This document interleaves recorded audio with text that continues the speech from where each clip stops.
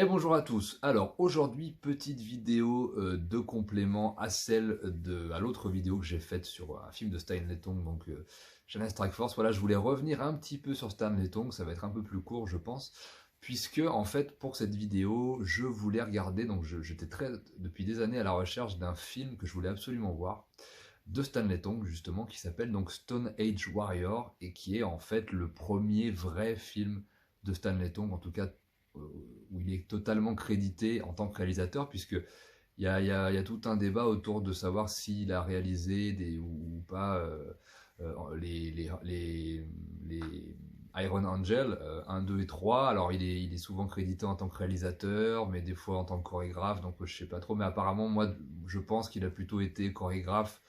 Et vous savez que les chorégraphes réalisent aussi les scènes d'action dans les films de Hong Kong, donc je pense qu'il était voilà, co-réalisateur sur les Angels, en tout cas le 2 et le 3 je crois, mais là, Stone Age Warrior, il est vraiment crédité en tant que réalisateur, et c'est vraiment ce qu'on peut considérer comme son premier film. Donc ça fait des années que je voulais le voir, alors pas spécifiquement pour Stanley Tong, mais j'avais très envie de le voir par rapport au casting surtout, et puis par rapport à la proposition du film, puisque le film nous propose un film d'aventure tourné dans la jungle sauvage, avec des vrais animaux sauvages, avec des scènes très très très dangereuses, et c'est le cas, il y en a beaucoup. Donc au casting, on retrouve l'excellentissime Fan Su Wong, Fan Su Wong, acteur d'arts martiaux légendaire que les gens connaissent bien, surtout pour Ricky Ho. Il a par la suite tourné avec Stanley Tong, par exemple, dans Super Cop 2, et il fait aujourd'hui, vous l'avez vu aussi dans Ip Man, et il a une carrière aujourd'hui d'action star en Chine continentale, dans les petits films sortis en direct ou vidéo. Voilà, donc acteur que j'aime beaucoup, qui n'a pas eu malheureusement une grande carrière, ou en tout cas la carrière qu'il méritait. C'est quelqu'un que j'apprécie beaucoup en tant qu'acteur, et en tant qu'acteur d'arts martiaux, qui est très grand, très musclé, avec une bonne gueule, et qui est vraiment vraiment hallucinant en termes d'arts martiaux. Donc là, dans le film, il est très très très bien utilisé. Pas assez à mon goût, encore une fois, mais bon, en tout cas, voilà, il est excellent comme d'habitude. Et moi, c'est vrai que quand j'avais vu l'affiche à l'époque, j'avais très envie de le voir d'abord pour lui. Parce que moi, je m'identifie beaucoup au film aussi par rapport aux acteurs. Et dès que je vois enfin, surtout les acteurs, les films d'action, hein. Les films d'action, on a tendance, avant de voir le réalisateur, à regarder qui joue dedans et qui est la star du film. Et c'est vrai que là, voilà, en fonction de l'acteur, j'ai tendance à aller voir le film ou non, même si c'est un réalisateur de mauvaise qualité ou de bonne qualité, ou moyen, etc. Du côté des deux personnages principaux féminins du film, on retrouve l'excellentissime Helen Loy, donc qu'on avait vu dans les Angels, hein, qui était extraordinaire dans les Angels, Angel 1 et Angel 2. Voilà, que Stanley Tong a dû rencontrer pendant ces deux films-là. Voilà, actrice qui n'est pas une actrice martiale, mais qui vraiment se donne énormément pour les scènes d'action. Moi, je la trouve très très très très jolie. Elle a ce physique, voilà, d'une chinoise plutôt du sud. Et je la trouve très belle, très très très charismatique, très bonne actrice, et elle se donne vraiment dans les scènes d'action. Et c'est quelqu'un que, voilà, c'est une girl with gun de cette période-là que j'aime énormément, Eden Lloyd, donc qui est extraordinaire dans le film.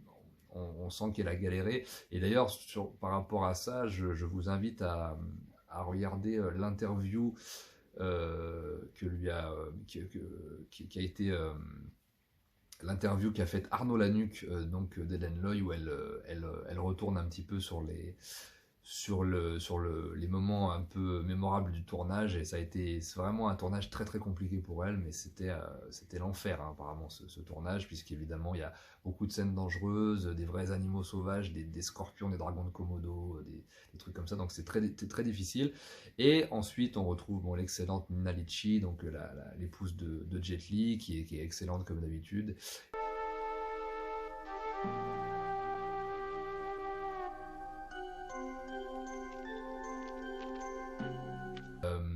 Donc le film en lui-même, j'ai été finalement globalement assez déçu quand même, parce que je m'attendais à un truc, on va dire, un peu plus fourni en action pure. C'est vrai que l'histoire est très très simple en fait, hein.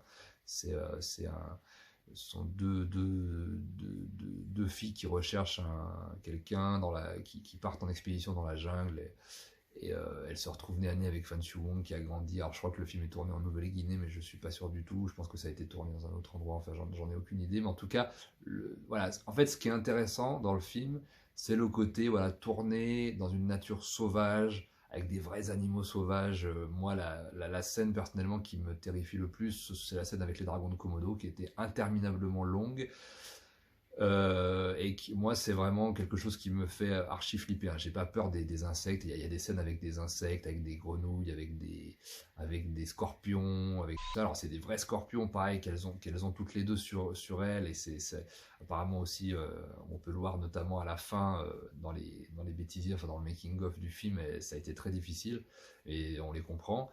Et la scène des dragons de Komodo, c'était horrible. Et moi, c'est quelque chose qui me fait réellement peur, donc c'était très impressionnant. Donc en fait, l'intérêt principal voilà, du film, c'est surtout ça. Il y a des belles scènes d'action. Euh, mais il y a aussi un problème, c'est que, en fait, comme Stanley Tong a tendance à privilégier on va dire, les plans un petit peu dangereux ou un petit peu impressionnants, quand il y a une chorégraphie d'arts martiaux qui se trouve dans ce plan, c'est finalement la chorégraphie est amoindrie puisque on peut pas jouer sur le montage, les mouvements. Par exemple, la scène de l'hélicoptère avec l'hélicoptère qui s'éloigne comme ça vers la fin, on sent que voilà, le réalisateur se focus beaucoup plus sur l'hélicoptère et sur la scène impressionnante enfin le plan impressionnant que ça peut amener, mais pas sur la chorégraphie en tant que telle. Et des fois, c'est un petit peu dommage, mais voilà. Globalement, j'ai été assez déçu genre, il y a deux trois combats sympas, il y a deux trois trucs cool, mais je pense que finalement Stanley Tong c'est plus un réalisateur.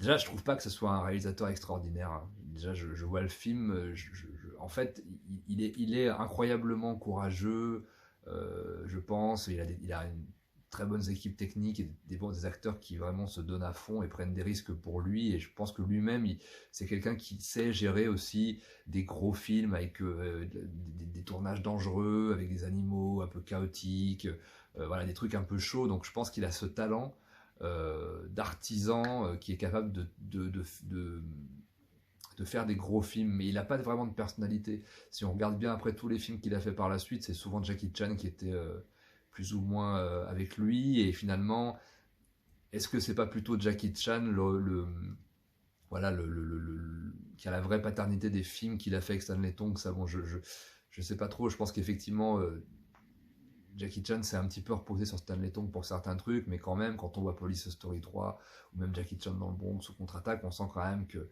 voilà, Jackie Chan a fait quand même pas mal de trucs. Et finalement, voilà, Stanley Tong, pour moi, c'est un très bon artisan et euh, un très bon technicien, mais c'est pas vraiment un bon réalisateur à proprement parler. On peut pas vraiment dire qu'il a fait des trucs extraordinaires en tant que pure réalisation. Et puis tous les films intéressants, c'était ceux avec Jackie Chan, et je pense que c'est plutôt Jackie Chan qui a amené les choses intéressantes du film. Après, voilà, ça reste quelqu'un quand même à saluer en termes voilà, de certaines prises de risques, d'envie de donner du spectacle aux gens, du spectacle dangereux, risqué, etc. Donc je pense que c'est ça son talent, c'est d'arriver à gérer des films un petit peu chaotiques et un petit peu dangereux. Et d'ailleurs, en fait, ce que j'ai préféré, alors hormis les quelques scènes d'action que j'ai aimé du film, hein, notamment la scène de la rivière là, et, euh, et de la cascade, où les actrices sont vraiment plongées au cœur de la rivière, de la cascade, c'est assez impressionnant. Il y a certains plans comme ça, mais c'est vrai que rythmiquement, le film, voilà, parfois j'avais tendance un petit peu à m'endormir sur certaines scènes. Voilà, j'en avais un peu rien à battre. J'étais vraiment réveillé au moment des scènes très impressionnantes et dangereuses. Et puis finalement, le moment que j'ai préféré, en fait, c'est voilà, la fin du film, en fait, je crois qu'on appelle ça un bloopers, mais je suis pas sûr, voilà, de fin de tournage avec les scènes ratées, les prises ratées, les making-of et tout ça. Voilà, ça m'intéresse. Et je trouve en fait que c'est toujours plus intéressant quelque part, parfois chez Stanley Tong, c'est plus la manière et le tournage en lui-même. Limite, j'aimerais voir un documentaire sur le film plutôt que de voir le résultat lui-même, parce que le résultat finalement il est assez... mais bon, en même temps, bon, c'est le parti pris de ce genre de film. Est-ce qu'on privilégie la qualité artistique ou est-ce qu'on privilégie l'action et la dangerosité et les scènes choc? Voilà, c'est tout un débat. Je pense qu'on peut pas faire une réalisation incroyable en se disant on va diriger des dragons de Komodo par dizaines. Voilà, c'est très compliqué à gérer avec des scènes très risquées. Donc voilà, je comprends aussi que ce soit compliqué de faire on va dire d'avoir des films qui se tiennent techniquement totalement avec ce genre d'envie. En tout cas, ça reste quand même. J'étais quand même content de l'avoir vu. Ça a été quand même voilà, c'est un film que je voulais voir depuis longtemps. C'est quand même une belle curiosité. C'est assez rare et ça nous rappelle une époque où les réalisateurs, les acteurs et les techniciens et les cascadeurs du cinéma de Hong Kong étaient totalement fous, étaient capables de se donner corps et âme pour le public et puis pour créer un cinéma original et vivant.